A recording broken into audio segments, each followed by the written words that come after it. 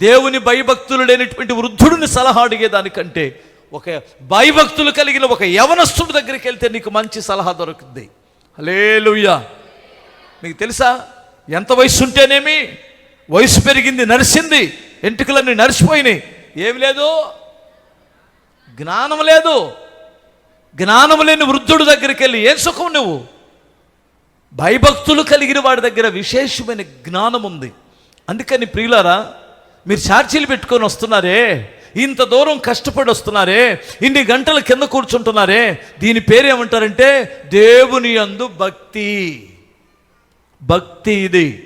దీనికి మీకు ఏమి యాడ్ అవ్వాలంటే, ఇప్పుడు నేను కూర్చుండుట, నిలుచుట, బయటికి వెళ్ళుట, ఆఫీసులో నేను ఏం చేస్తున్నానో, నా పనిలో నేను ఏం చేస్తున్నానో, నేను ఎక్కడ ఏం మాట్లాడుతున్నానో దేవుడు వింటున్నాడనే భయం ఉంది. చూడండి, ఆ భయము ఈ భక్తి రెండు ఏకమైతే నిన్ను మించిన జ్ఞాని ఇంకెవడ ఉండడంతే.